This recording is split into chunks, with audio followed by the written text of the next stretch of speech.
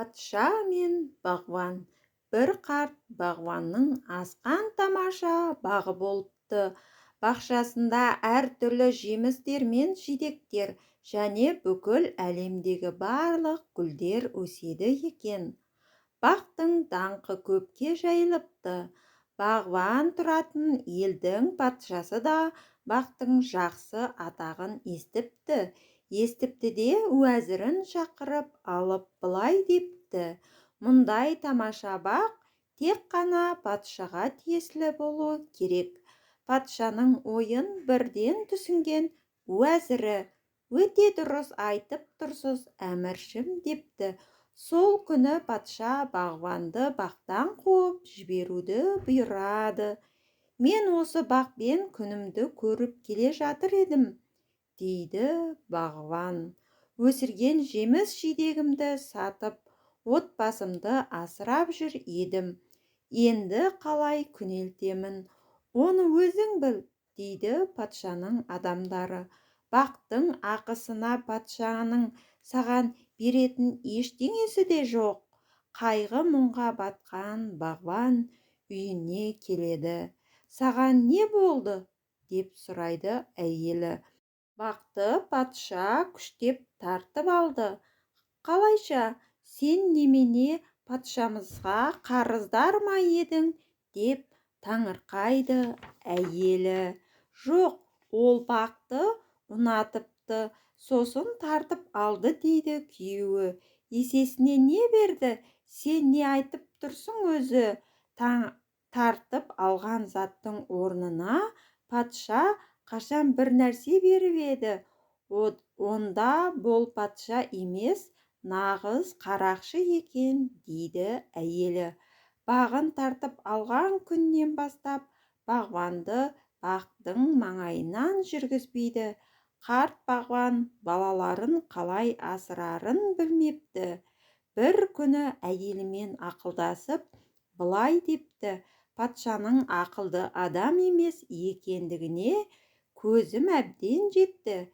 Егер ол ақылды адам болса, адал еңбегімен өсірген бағымды тартып алып, мені өзіне жау қылмас еді. Бәрібір аштықтан өлгелі отырмыз. Не де болса патшаны алдап, одан алтын күміс жырып қалсақ қалай болады? Сақалың ағарған шағында енді өтірікпен айналыспақсың ба? Дейді әйелі. Сенің мұның дұрыс емес, дейді қарт бағбан. Адамға қай жаста да өтірік айтқан жараспайды. Бірақ аштықтан құтылу үшін қарақшы, қанішерді алдаған күнә бола қоймас деп ойлаймын. Әйелімен ұзақ әңгімелескеннен кейін қарт бағбан киімін өзгертіп киіп, қоржынына әртүрлі темірлерді салып алып жолға шығады. Патшаның сарайына келеді. Алыстан келген бір қолөнерші патшамен жолыққысы келеді деп оған хабар беріңдер, дейді қызметшілеріне. Қызметшілері патшаға баяндайды. Патша қолөнершіні тезірек жеткізуді бұйырады. Қарт бағбан патшаға тағзым етіп былай дейді: әлемді билеген үстемдігің жалғаса берсін, тақсыр. Мен саған ерекше бір тәж әзірлегім келеді. Оны достарың ғана көре алады, дұшпандарың көре алмайды. Сөйтіп сен осы арқылы пайтақттың барлық жауларын біліп алатын боласың. Өзімде көптен осындай бір нәрсені армандап жүр едім, ақсақал, дейді патша. Егер сондай тәж әзірлеп берсең, ақысына не қаласаң, соны аласың. Бұл үшін бір дорба алтын және аздаған қымбат бағалы тастар қажет, дейді бағбан. Патша қазына сақтаушыны шақырып, шал талап еткен нәрсенің бәрін беруді бұйырады. Сақтаушы шал айтқан алтын мен қымбат тастарды береді. Мұндай тәжді әзірлеу үшін маған 40 күн қажет болады, дейді шал. Патша деді, бірақ қарт бағбанға, байқа қария, уәдеңді орындай алмасаң, басыңды шауып тастауға бұйрық беремін деп қорқытады. Қарт бағбан патшаға тағы да тағзым етіп, алтын мен қымбат тастарды алып үйіне келеді. Бірнеше алтынды ұстап, отбасына қажетті азық-түлік сатып алады. Балаларына жаңа киімдер алып береді. Сөйтіп мәз-мейрам, шат-шадыман өмір сүріп жатады. Әйелі ғана мұның арты не болар екен деп уайымдап жүреді. Уайымдама, дейді оған қарт бағбан. Қалай уайымдамаймын, дейді әйелі. Сен 40 күн мұрсат сұрадың, мәжелі күн жақындап келеді. Уәдеңді орындаған жоқсың. Патша шақырып алып, басыңды шабуға әмір етсе қайтесің? Мен ойламағанда кім ойлайды мұны? Патшадан осынша алтынды алдап алған адам қалған сынақтан да сүрінбей өтеді. Алаңдама, бәрі ойдағыдай болады, дейді қарт бағбан. Сөйтіп патша берген 40 күн мерзімі аяқталады. Патша шалды алып келуді бұйырады. Шал патшаның қызметшілеріне, патшаға айта барыңдар, барлық халықты алаңға жинасын, өзі де сонда келсін, мен көп ұзамай барамын, дейді.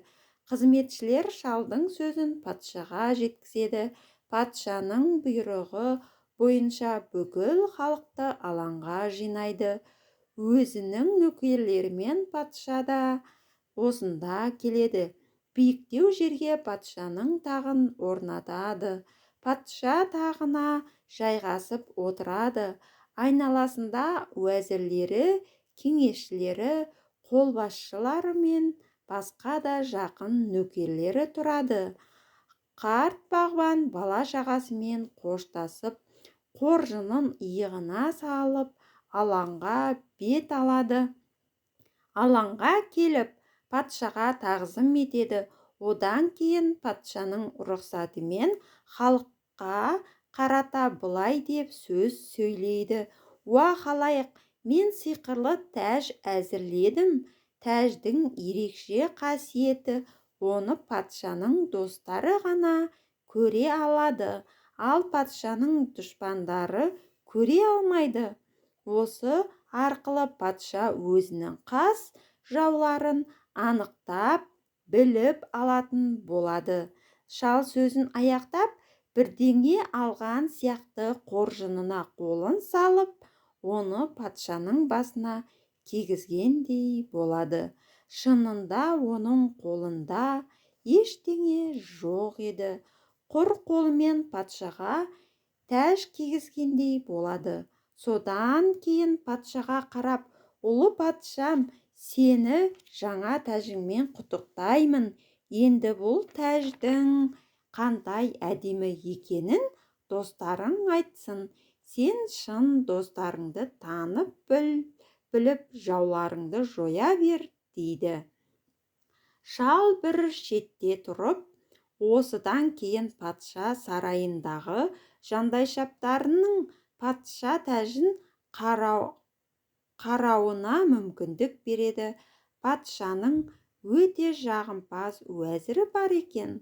Сол бірінші болып атып шығып, әлемді билеген үстемдігің жалғаса берсін, тақсырым. Қандай әдемі тәж, өзіңе сондай жарасып тұр, дейді. Бұдан кейін патшаға оның кеңесшісі келеді. Тәж тұратын тұсқа қанша үңілсе де ештеңе көре алмайды. Таңданып, мойнын әрі-бері созып, ештеңе көре алмағанын айтқысы кеп іркіліп қалды. Бірақ олай етсе, патшаның жауы болатынын біліп, Пай-пай, мұндай бағалы, мұндай тамаша тәж жер бетінде бар ма екен, ұлы мәртебелім, тура төбеңізден күн шығып тұрғандай деп өтірік мақтап сайрай жөнеледі. Сөйтіп сарай маңында барлық жағымпаздар ештеңе көрмесе де патшаның тәжін жаппай мақтап өтеді. Ең соңғы болып пікір айту кезегі қолбасшыға келеді.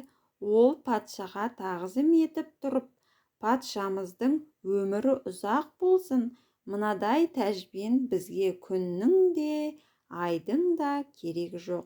Сіздің тәжіңіздің жарығы күндіз де түнде де біздің жолымызға жарығын төге береді дейді. Ал халық алыстан қарап тұрады. Олар да ештеңе көрмейді. Көпшілігі тәжді алыс тұрған соң көре алмадық деп ойлайды. Кейбіреулері көрмедік деп айтуға қорқады.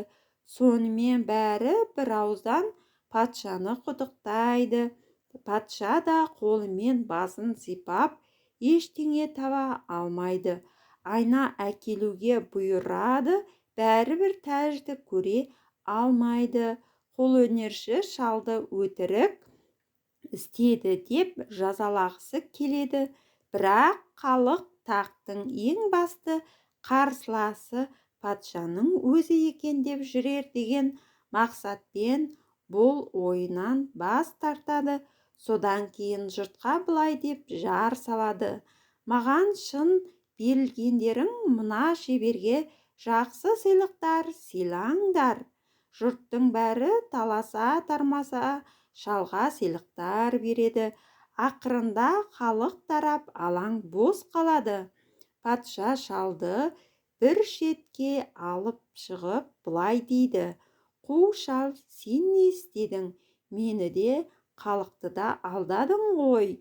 О патшам, дейді шал, сен бағын тартып алған, бала шағасын аш қалдырған шал мына менмін.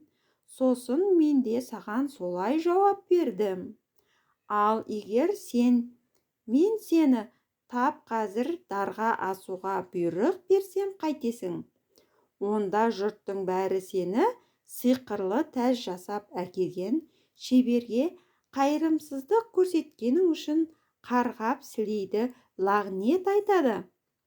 Егер шалды жазаласа, халықтың қарғысына қалатынын жақсы түсінген патша қарт бағбанды еркіне жібереді. Бағбан шал үйіне оралып, бала шағасын қуантады.